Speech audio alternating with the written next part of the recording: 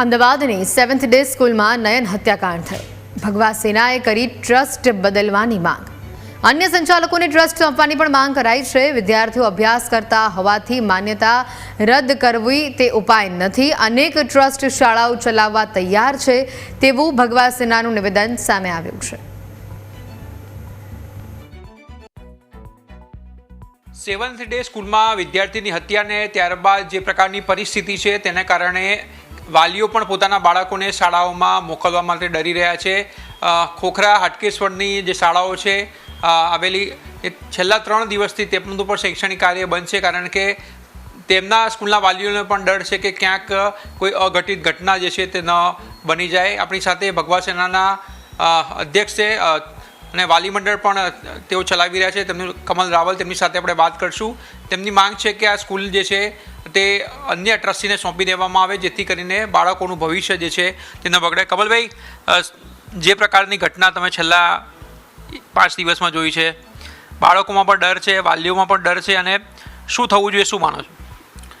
સર્વપ્રથમ તો જ્યારથી આ સ્કૂલ બની છે ત્યારથી વિવાદોના ઘેરામાં જ રહી છે અને આવા બધા પરિસ્થિતિઓના પહેલાંથી જ વિદ્યાર્થીઓની અંદર લડાઈ આર્તની પરિસ્થિતિઓ ઉત્પન્ન રહી છે. એટલે મને જ્યાં સુધી એવું લાગે છે કે જે સંસ્થા જે ચલાવી રહી છે સંસ્થા યોગ્ય નથી, એના કારણથી જ આ ઘટના બની છે. અને હું તો એવું માનું છું કે જ્યારે સ્કૂલોની અંદર આવી ઘટનાઓ બનતી હોય છે અને પહેલાંથી જ અગર કમ્પ્લેનો આવતી હોય છે અને વાલીઓની જ્યારે કમ્પ્લેનો આવતી હોય છે તો ખરેખર એવું દેખાય છે કે આ સંસ્થા બદલી દેવી જોઈએ. અને ખાસ કરીને હું સરકારને પ્રાર્થના કરું છું કે આપણે ઘણી બધી સંસ્થાઓ બીજી છે જે સંસ્થાઓને ડાયરેક્ટલી, અને એ એક્ટ પણ છે કે કોઈ પણ સંસ્થા જે હોય એ બીજી સંસ્થા ટેક ઓવર કરી શકે, તો એ સરકાર કરે તો અત્યારે ઘણું બધું પરિવર્તન થાય. અને એ બી હું કહેવા માગું છું કે એવી સંસ્થા જે સંસ્કાર અને શિક્ષણ બંને આપી શકે, એટલે કોઈ સનાતન ધર્મ સાથે જોડાયેલી કોઈ સારી સંસ્થા હોય એ ટેક ઓવર કરે તો કદાચ આની અંદર ઘણા બધા પરિવર્તનો આવી શકે છે. કેટલા ટ્રસ્ટો તૈયાર છે પૂર્વ વિસ્તારના જે શાળા ચલાવવા માટે તૈયાર છે? કારણ કે નાની સૂની વાત નથી કે આખું માન્યતા રદ કરી દેવી જોઈએ શાળાની. આશુતોષભાઈ, નાની સૂની વાત નથી, પણ સત્ય વાત કહું છું કે જ્યારે આપ જાણી શકો છો કે આવી બધી ઘટનાઓ ઘટે તો બધા જ લોકો અગાડી આવે છે. એમ 5-1 સંસ્થાઓ અમને બી કહે છે કે જો સરકાર મોકો આપે, સરકાર એમ કહે કે ચલો અમે બીજી સંસ્થાને તમે ટેક ઓવર કરવા માટે આ સ્કૂલ આપીએ છીએ, તો ચલાવનાર બી છે અને સારી શિક્ષણ આપનાર બી છે. એવું નથી કે નથી. આવી બધી ઘટનાઓ તો કોઈ દિવસ ગુજરાતની અંદર નહીં, કોઈ પણ જગ્યાએ ન ચાલે. પણ આપણે એવું કહી શકીએ છીએ કે જો સરકાર આગેવાની લે છે ને સરકાર જો અગર અમને મોકો આપે છે તો અમે 5-1 સંસ્થાઓ સારી સરકાર સમક્ષ મૂકીશું. એમાંથી કોઈ પણ એક સંસ્થાને સરકાર સ્કૂલ ચલાવવા માટે આપી દે. અને આ નિર્ણય સરકારે તત્કાલીન ધોરણે એટલા માટે લેવો પડે કે હવે એજ્યુકેશન બગડે છે છોકરાઓનું, બરાબર છે, એ આપણે ન બગાડી શકીએ કોઈનું, પણ હવે સરકારે તત્કાલીન ધોરણે નિર્ણય લઈ લેવો જોઈએ.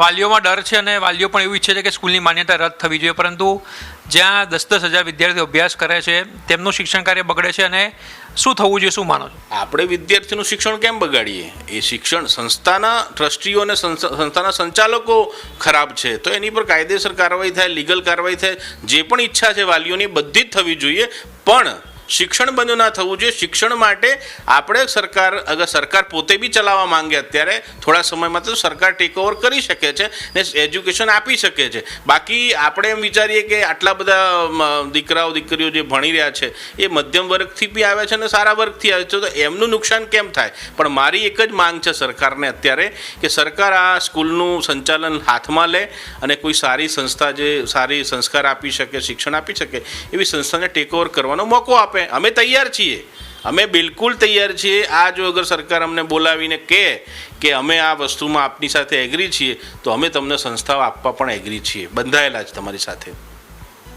શાળામાં કયા કયા વિવાદો છેલ્લા ઘણા સમય સામે આવ્યા છે? કારણ કે તમે પૂર્વ વિસ્તારમાં રહો છો, પૂર્વ વિસ્તારની શાળા છે, અને આ કયા કયા વિવાદોથી ઘેરાયેલી રહી છે આ સંસ્થા?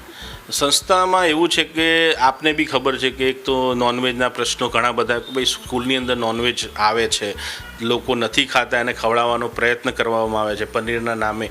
એક તો મહત્ત્વનો વિષય તો એ છે કે જે સંસ્કારથી જોડાયેલું છે એને જો આવી બધી પ્રવૃત્તિ એજ્યુકેશન સંસ્થામાં થાય તો બિલકુલ યોગ્ય નથી. બીજી વસ્તુ કે છોકરાઓની અંદર એક ગ્રુપબાજી, અને એની અંદર બી ઘણી બધા એવા બી લોકો ત્યાં આગળ ભણી રહ્યા છે કે જે કોઈને કોઈ ક્રિમિનલ વિષયમાંથી આવતા હોય યા એમના માનસિકતા ક્રિમિનલ જેવી હોય, તો એ ગ્રુપિઝમ બી થઈ રહ્યું છે. વચ્ચે એક બે એક્ટિવાની વચ્ચે રેસ કરીને એક એક્સિડન્ટ પણ થયું હતું ને એમાં પણ બહુ મોટી દુર્ઘટના ઘટી હતી.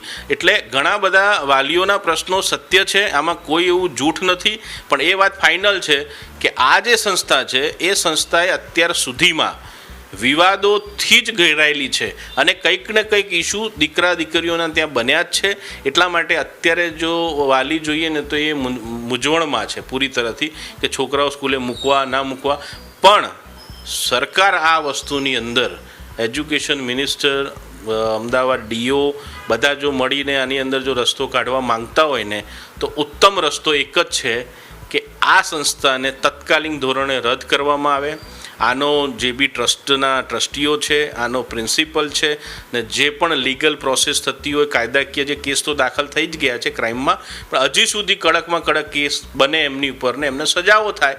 સંસ્થા બંધ જે છે એ સંસ્થાનું નામ બદલાય. એમ કે એમાં એક વસ્તુ મેં જાણી છે કે સંસ્થાનું નામ પણ એક ઈસાઈ અને ઇસ્લામિક ઉપર રાખવામાં આવ્યું છે. એ બી એક વિષય છે જેને સમજવો સરકારે પણ જરૂરી છે.